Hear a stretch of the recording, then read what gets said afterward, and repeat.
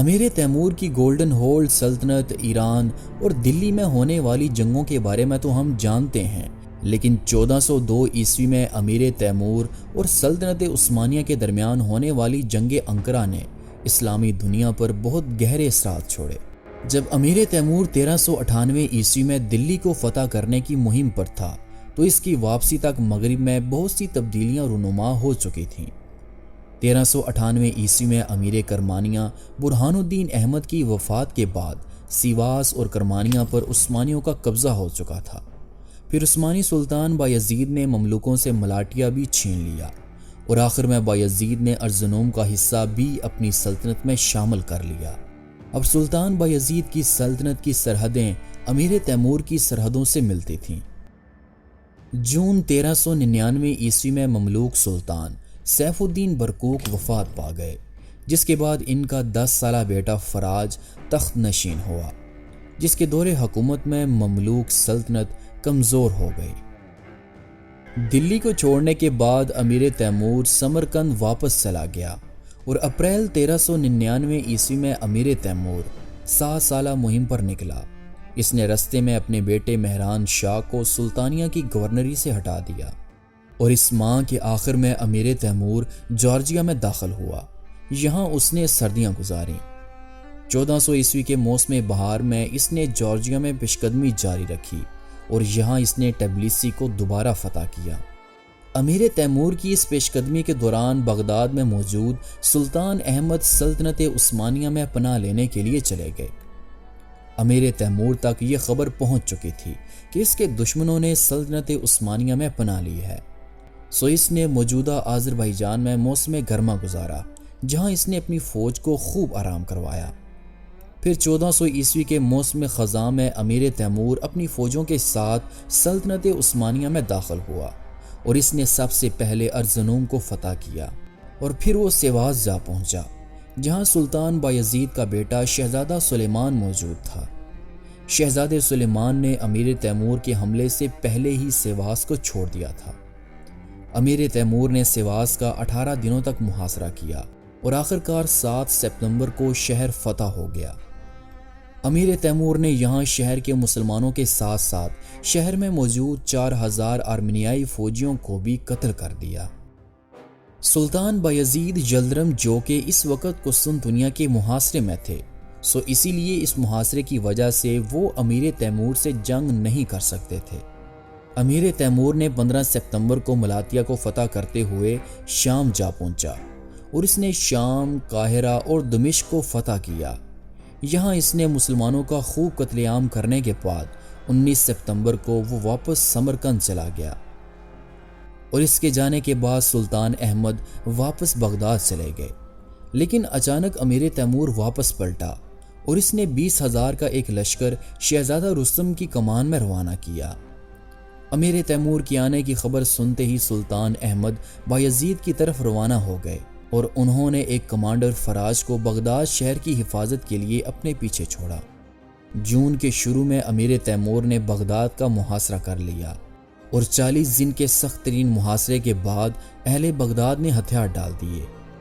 9 جولائی کو امیر تیمور شہر میں داخل ہوا۔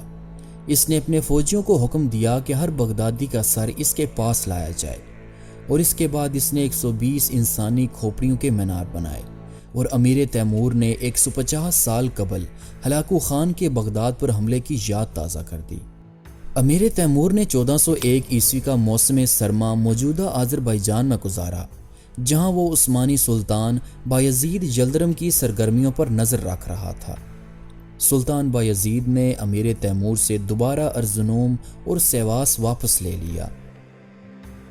اب امیر تیمور نے سلطان بایزید کو خط بھیجا کہ سلطان احمد کو میرے حوالے کر دو، اور اس کے ساتھ یہ بھی دھمکی تھی کہ عقل مند بنو اور میرے انتقام کو طول نہ دو۔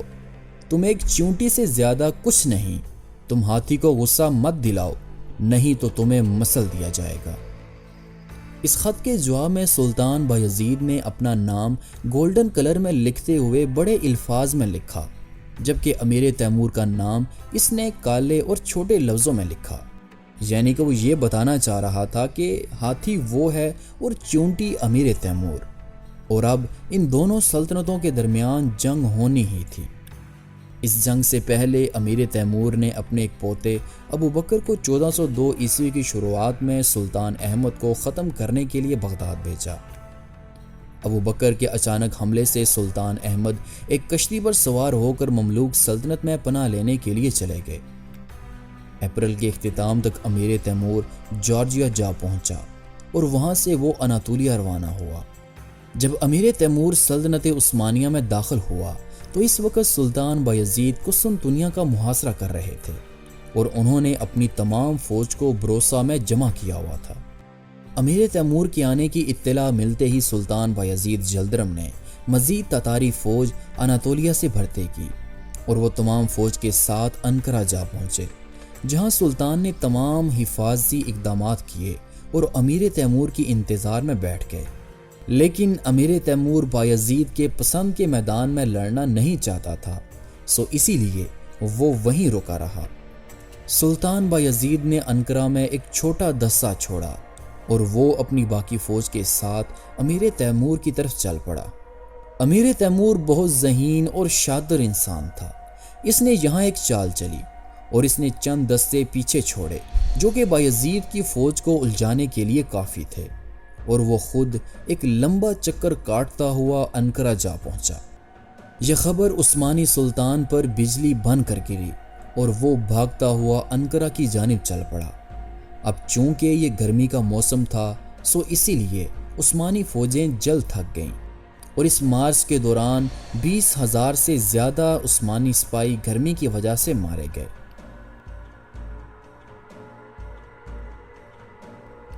ادھر امیر تیمور انقرہ کا محاصرہ کیے ہوئے تھا۔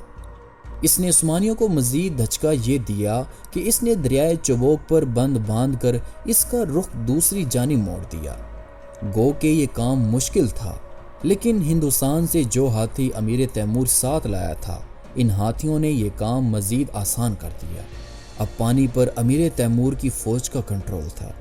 سلطان بایزید امیر تیمور کی امید سے زیادہ جلدی انقرہ پہنچایا۔ کچھ عثمانی کمانڈروں نے سلطان بایزید کو اسی وقت حملے کا مشورہ دیا، کیونکہ تیموری فوج چاروں اطراف بکھری ہوئی تھی۔ لیکن مسلسل سفر اور پانی نہ ملنے کی وجہ سے عثمانی فوجیں کافی تھکی ہوئی تھیں اور سلطان بایزید نے جنگ کے لیے اگلے دن کا انتخاب کیا، اور اس دوران امیر تیمور کو اپنی بکھری ہوئی فوج کو جمع کرنے کا موقع مل گیا۔ سلطان بایزید جلدرم 27 جولائی کو انقرہ کے میدان میں پہنچے تھے اور اس سے اگلے دن 28 جولائی کو جنگ کا میدان سجا۔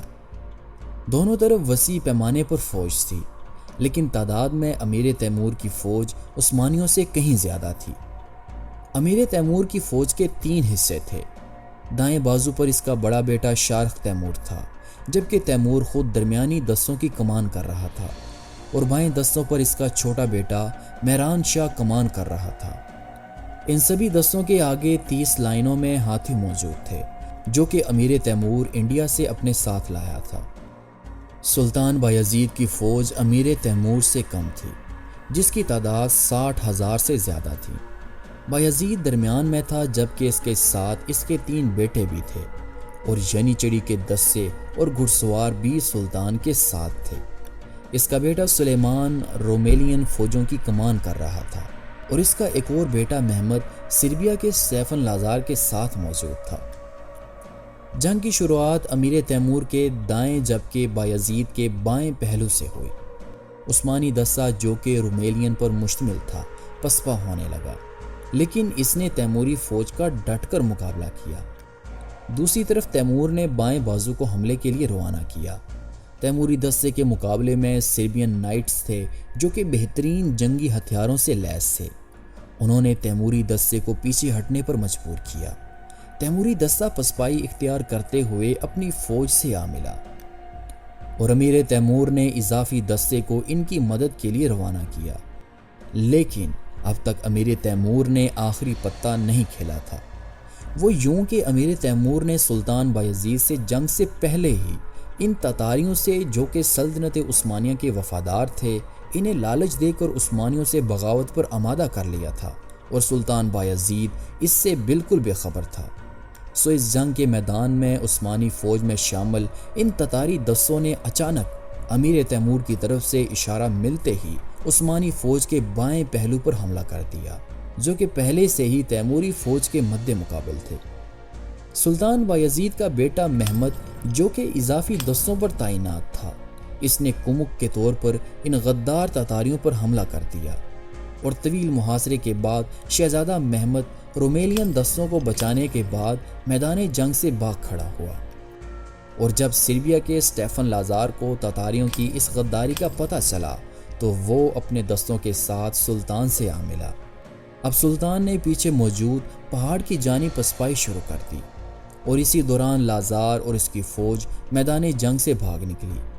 اب سلطان کے ساتھ ینی چڑی فوج اور چند پیدل دستے موجود تھے، اور تیموری فوج نے انہیں چاروں طرف سے گھیر رکھا تھا۔ عثمانی دستوں نے سرتوڑ کوشش کی، لیکن تیموری فوج نے انہیں ختم کر دیا۔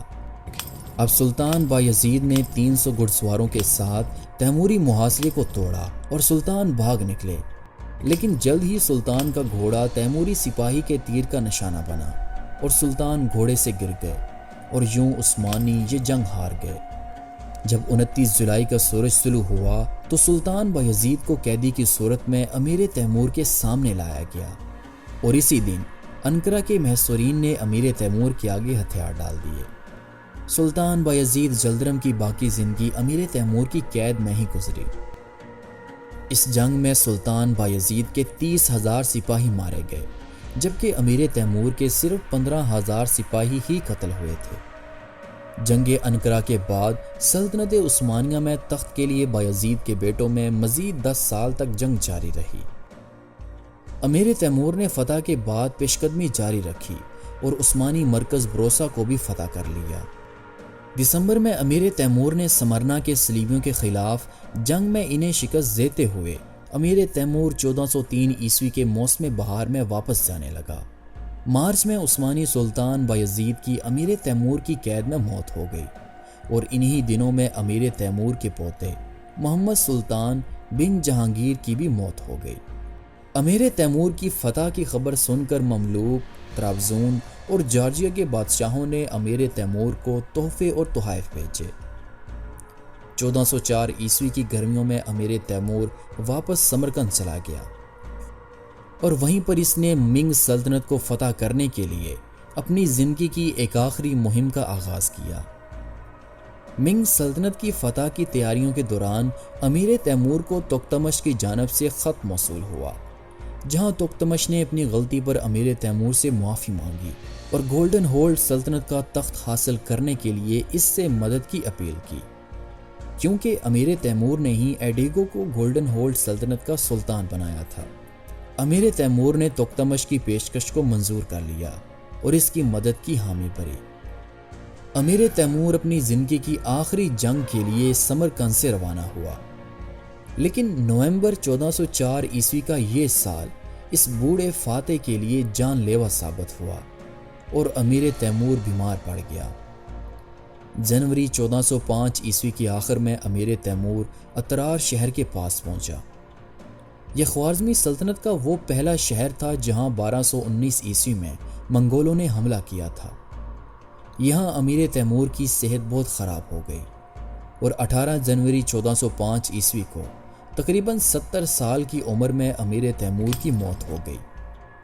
امیر تیمور کی آخری خواہش تھی کہ منگ سلطنت کی فتح تک اس کی موت کو راز رکھا جائے۔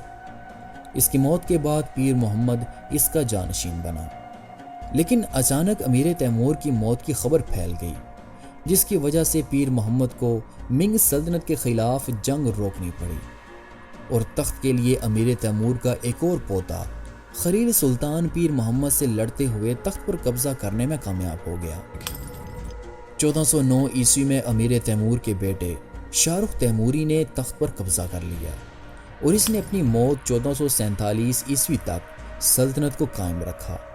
اس کی موت کے بعد اس کا بیٹا اولوغ بیگ تخت نشین ہوا، لیکن اسے بھی 1449 عیسوی میں قتل کر دیا گیا، اور یہیں سے تیموری سلطنت کا زوال شروع ہوتا ہے، اور 15ویں صدی کے آغاز تک تیموری سلطنت مکمل طور پر ختم ہو جاتی ہے۔ لیکن تیموری نسل کا ایک شہزادہ بابر ہندوستان چلا گیا، جہاں اس نے عظیم مغل سلطنت کی بنیاد رکھی۔